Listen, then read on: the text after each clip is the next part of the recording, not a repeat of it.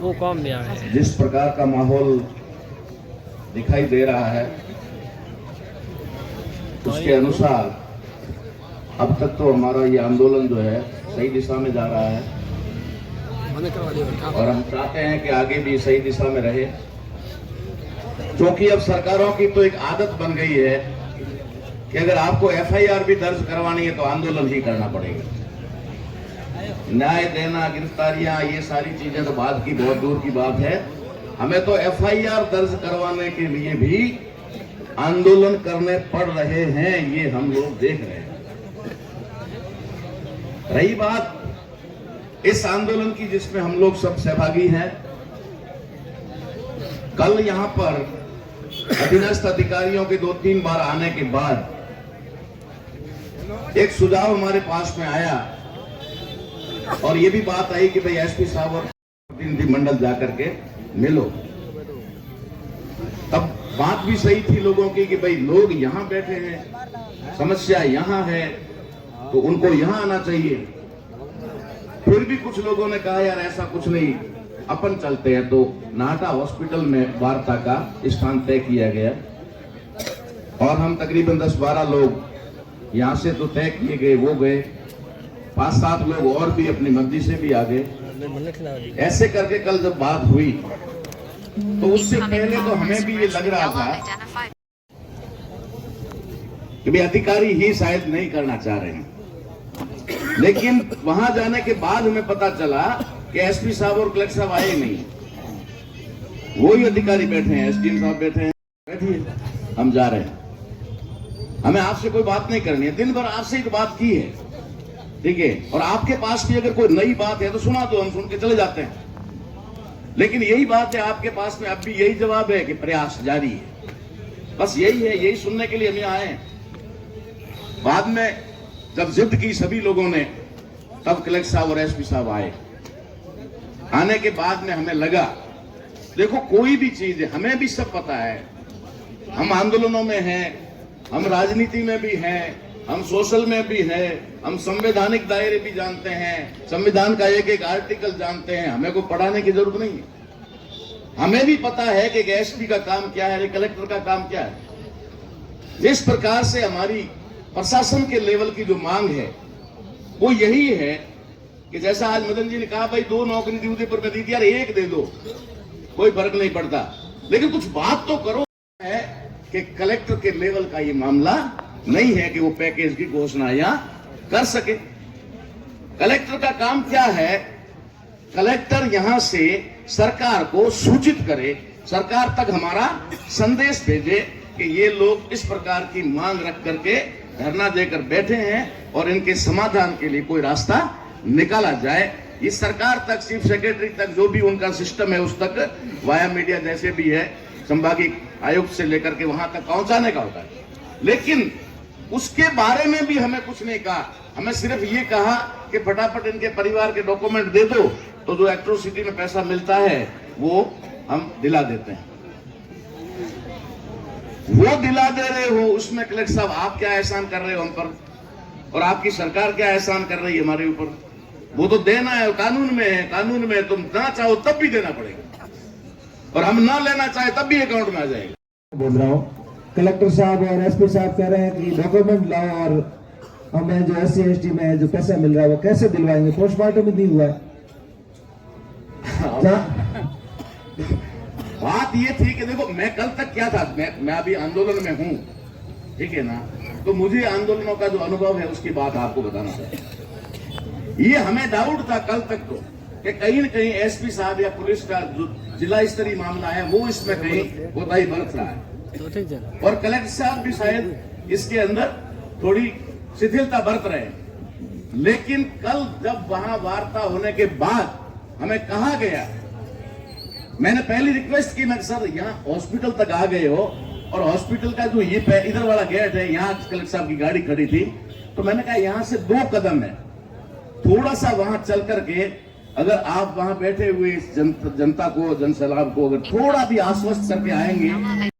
SP साहब ने, collector साहब ने ऐसे नहीं किया, एसपी साहब ने भी नहीं किया, चलो ठीक है, कहकर गए कि हम 4 घंटे में आपस में बात करके, सरकार से बात करके आपको 4 घंटे बाद जवाब देते हैं।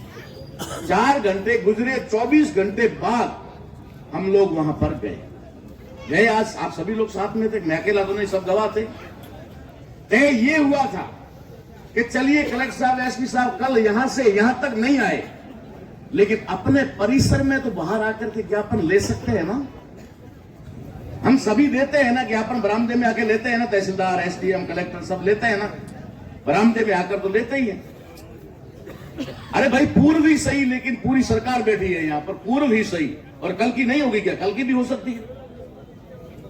तुम्हें तो 60 साल तक कलेक्टर रहना है कहीं न कहीं, तो तुम्हें थोड़ा तो होश होना चाहिए कि यार इतने सम्मानीय लोग आ गए हैं, तो मैं कमरे से निकल, चैम्बर से निकल करके बरामदे तक आ जाऊं। लेकिन हमने कहा भी थोड़ा बाहर आ जाए, तो यहां पर हम ज्ञापन दे करके फिर हमारा जो भी शिष्टमंडल, अंदर क्यों गए थे हम अंदर? बाहर तो नाराज हो के आए ना, हम अंदर गए थे।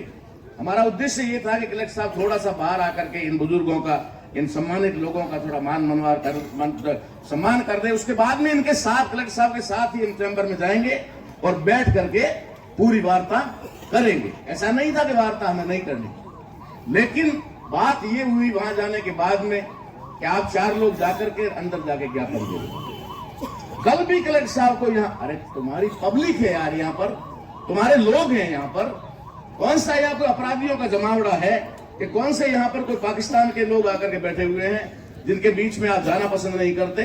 ये सिर्फ हम ईगो समझ रहे थे, कल तक मैं ईगो समझ रहा था, लेकिन आज कलेक्टर ऑफिस जाने के बाद मुझे एकदम साफ हो गया कि कलेक्टर साहब का ईगो 0, एसपी साहब का ईगो। सरकार ने इनको निर्देश दिया है, इससे आगे तुम्हें कुछ नहीं करना है,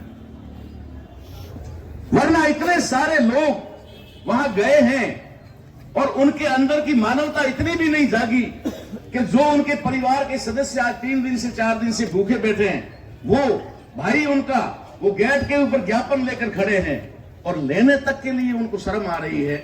इसका मतलब है कि वो निश्चित तौर पे कहीं न कहीं दबाव में है। तो मेरा आपसे निवेदन ये है कि कोई भी आंदोलन है वो 4-5 चीजें मांगती है और उसके बिना कोई आंदोलन सफल हो नहीं सकता। आंदोलन में पहली चीज होती है धैर्य, पेशेंस।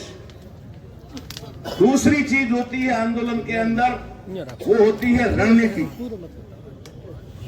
तीसरी चीज होती है आंदोलन में प्लानिंग, योजना। चौथी चीज होती है एक्शन, उसके ऊपर अमल करना। हाँ, एक महत्वपूर्ण चीज और रह गई, वो है अनुशासन। अनुशासन, जहां तक मैंने देखा है, थोड़ी अनुशासन की कमी अभी भी हमारे अंदर है। कल की रैली भी सफल रही है, आज की भी सफल रही है, कहीं पर भी किसी प्रकार की कोई अप्रिय घटना नहीं हुई है। इसके लिए आप सभी लोगों को मैं धन्यवाद देता हूं, आभार व्यक्त करता हूं। लेकिन कहीं न कहीं मुझे थोड़ी अनुशासन की कमी नजर आई। और आखिरी चीज होती है आंदोलन में, आंदोलन की दिशा। आंदोलन की दिशा जो सबसे महत्वपूर्ण है। आंदोलन की दिशा जरा सी भी डाइवर्ट हुई, आंदोलन सारा का सारा खत्म, 0 हो जाएगा, कुछ भी नहीं होगा और कोई यहां बैठना ही पसंद नहीं करेगा, इतना मामला हो जाएगा। तो इन चीजों का हमें ध्यान रखते हुए बहुत सारे, बाबा साहब अम्बेडकर ने हमें संविधान में आंदोलन करने के बहुत सारे तरीके और रास्ते दिए। कल की बात मैं कह रहा हूं ना आपको, कल अपने सॉरी आया और क्या कह रहे हैं कि आपके पास परमिशन आपने नहीं ली है। तहसीलदार साहब को और कलेक्टर साहब को ये पता नहीं है कि भारतीय संविधान के आर्टिकल 19 ने हमें आज्ञा दे दी है, परमिशन दे दी है, तुमसे परमिशन लेने की कोई जरूरत नहीं होती। ठीक है, तुम्हें इंफॉर्मेशन दी जाती है कि लॉ एंड ऑर्डर मेंटेन करने के लिए हमारा ये प्रोग्राम या रैली या कोई प्रदर्शन है, उसके अंदर आप अपना फर्ज अदा करें, इससे अलावा नहीं होता। और परमिशन का पूछने वाले खुद कह रहे हैं हम 2 बजे 2:15 बजे आपको परमिशन दे रहे हैं, तो देनी थी तो पूछ क्यों रहे थे और मना क्यों कर रहे थे? ये सारी चीजें हैं। तो अब जैसे आंदोलन के रास्ते बहुत सारे आए, जैसे देखो हर आदमी यहाँ पर गर्म दल के भी लोग हैं और नरम दल के भी लोग हैं। गर्म दल और नरम दल के लोगों को आपस में तालमेल बना करके रखना पड़ेगा। जरूरत उनकी भी है, जरूरत उनकी भी, ऐसा नहीं है कि उनके बिना काम चल जाएगा। यहाँ बैठे हुए किसी भी व्यक्ति के बिना काम नहीं चल सकता। और हमें और लोगों की आंदोलन जो था वो राजस्थान के प्रतिनिधियों के पहुंचने के बाद भी जिला स्तरीय था। इस आंदोलन को हमें राज्यव्यापी बनाना पड़ेगा। राज्यव्यापी बनाने का जो तरीका है, वो एक सुझाव हमारे पास बहुत बढ़िया आया। वो सुझाव आया कि हर तहसील या एसडीएम मुख्यालय पर और जिला मुख्यालय पर तो अनिवार्य तौर पर प्रत्येक संगठन जिसके पास में अपनी लेटर हेड है, जिसके पास में वो वहां पर उसका ज्ञापन दे और उसकी बख्शत ना करे, उसकी निंदा करे, उसको न्याय दिलाने की मांग करे। तो उससे एक माहौल बनेगा पूरे राजस्थान के अंदर। फिर क्योंकि ये आंदोलन किसी वर्ग विशेष का या जाति विशेष का नहीं है, ये आंदोलन सर्व समाज का है, ये आंदोलन 56 कौम का है। तो इसकी वजह से ये आंदोलन आपकी जो सही दिशा में जा रहा है, ये आंदोलन, इस आंदोलन को इधर उधर न जाकर के सही दिशा में रखें और इसको एक विशेष रूप से ध्यान रखें कि इसको संवैधानिक दायरे में रखें। हमें सारी चीजें उसके अंदर है। तो इसमें भूख हड़ताल का भी मामला आता है, भूख हड़ताल भी एक रास्ता है, लेकिन परिवार के लिए इनका सही सुझाव आया। तो आप लोग कहीं न कहीं किसी न किसी संगठन से जुड़े हुए हैं, सामाजिक कार्यकर्ता हैं, तब आपके अंदर एक दर्द उठा और दर्द की वजह से आप यहाँ आए। तो मेरी तरफ से आपको यही सुझाव है। सुझाव के साथ मैंने निर्देश भी दे दिए, जानकारी भी दे दी, लेकिन ये है, मेरा अपना सुझाव ये है कि हमें इस धरने को यहीं पर जारी रखना चाहिए और इसके साथ साथ इसे राज्यव्यापी और धीरे से हुआ तो फिर इसको राष्ट्रव्यापी भी बनाना पड़ेगा। क्योंकि ये एक समझ में आ गया है कि कलेक्टर साहब और एसपी साहब को हम भला कहें या बुरा कहें।